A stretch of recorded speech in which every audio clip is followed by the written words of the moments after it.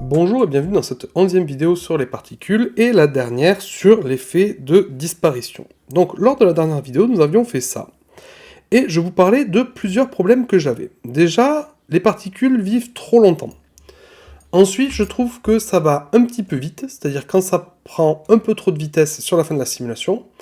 Et on voit l'effet strie. Donc on va régler tous ces problèmes lors de cette vidéo et on aura fini notre effet transition.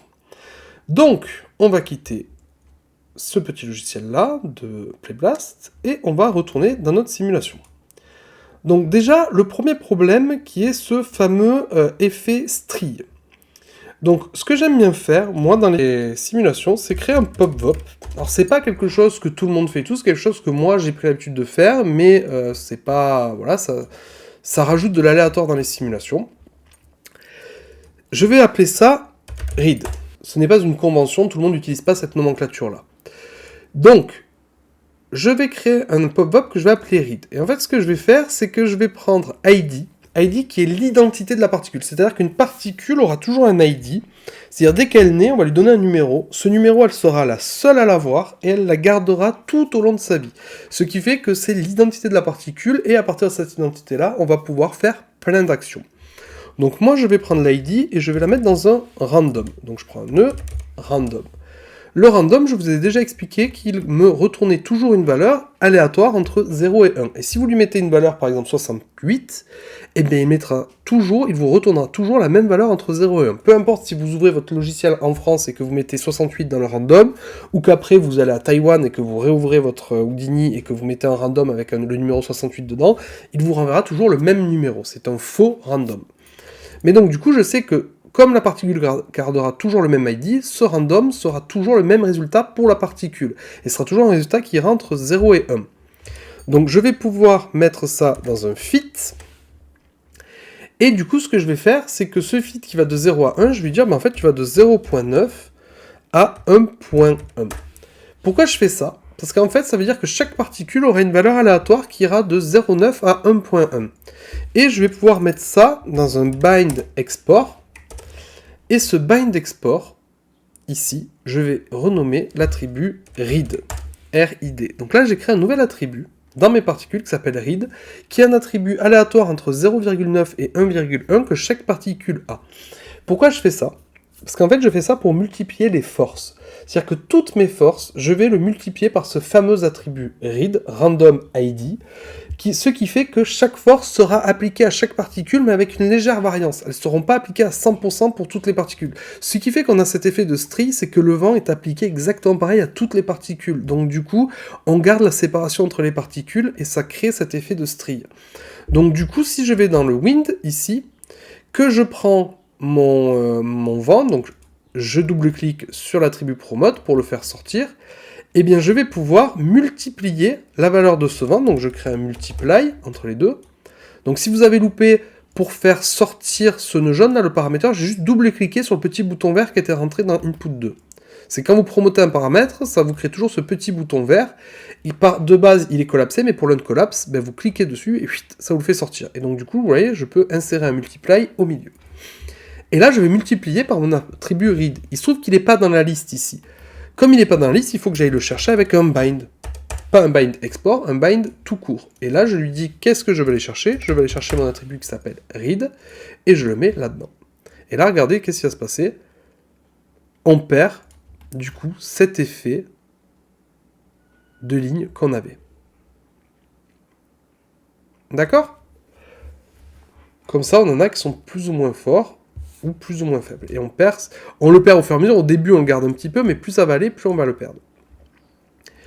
Et donc, avec et sans.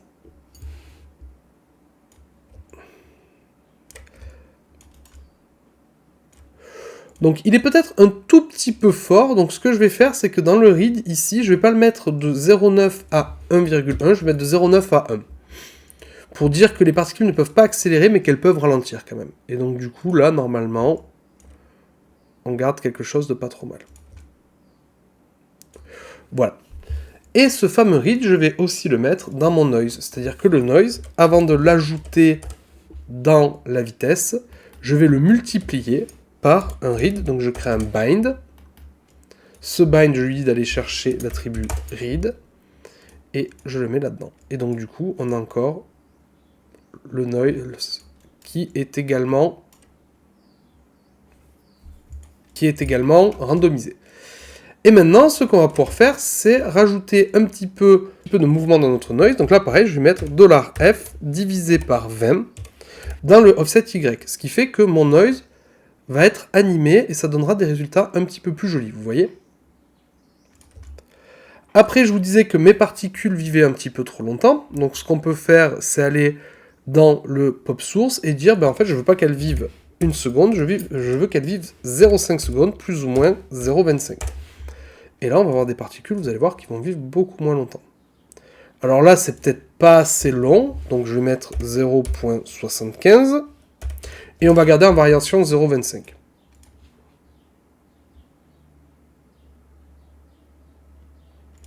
On va remettre 1. En fait, c'était un peu trop long, mais pas non plus énorme. Ouais, voilà. En fait, c'est ma variation qui était un petit peu trop longue. Donc voilà, et la dernière chose que j'aimerais rajouter dans ma simulation, c'est un conserve. Donc du coup, je vais recréer un pop-vop, et le conserve va faire que ma simulation va pas trop accélérer. C'est-à-dire, vous voyez ici, là, sur l'eau de la simulation, je trouve que ça accélère beaucoup, ça devient très brouillon. Donc je vais créer un conserve. Donc comme je vous disais, le conserve, généralement, je le mets plutôt tout en haut de ma simulation, et surtout, je le renomme correctement, sans faute de frappe. On rentre à l'intérieur, et le conserve, vous vous rappelez, c'est la vélocité que vous branchez dans la vélocité. Vous mettez un multiply, et vous allez promote le deuxième paramètre que vous allez renommer conserve. Et pareil, dans le label, on met conserve. Et donc du coup, maintenant, en conserve, je vais lui mettre 0,9 par exemple. Et là, si je reviens en arrière, ma simulation, vous voyez, ne prend pas trop de vitesse, et je trouve ça beaucoup plus joli. On a quelque chose, du coup, d'assez joli dans le mouvement. On a toujours cet effet strie, qui vient, en fait, du fait que l'émetteur, déjà, vous voyez, elle est ici, et à la frame d'après, il est là. Donc, il y aurait plusieurs manières de venir régler ça. Le plus simple, ce serait d'augmenter la taille, en fait, ici, vous vous rappelez, de notre uniform scale pour lui dire en fait que d'une frame à l'autre, voilà, il soit connecté. Honnêtement, nous on va pas se prendre la tête, on va le garder avec ce petit effet strie. De toute façon, il vient, grâce au read, il vient un petit peu s'estomper au fur et à mesure. Et donc du coup, on va se mettre dans un champ de vision par ici. On va cadrer. Voilà, je vais mettre mon décor en noir derrière, donc j'appuie sur D, je vais dans background, dark, et je vais supprimer la grille.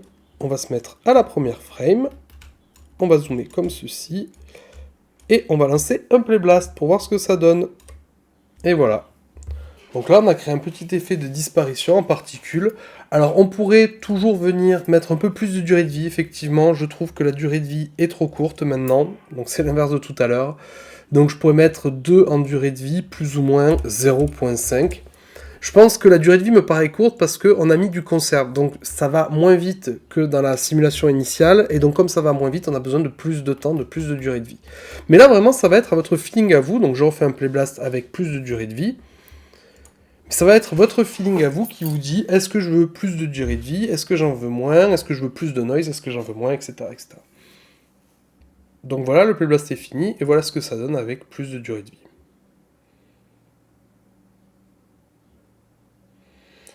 Et voilà, donc ça c'était pour la deuxième partie sur la simulation. On aurait pu également venir donner des couleurs par rapport à l'âge, on aurait pu changer plein de choses pour donner un effet un peu plus fumé, mais voilà, c'est déjà une bonne base, un bon début. Donc, pour l'effet de disparition, on va arrêter là, et lors de la prochaine vidéo, on va voir comment créer des forces pour pouvoir faire une tornade avec des particules. Donc on verra ça lors de la prochaine vidéo.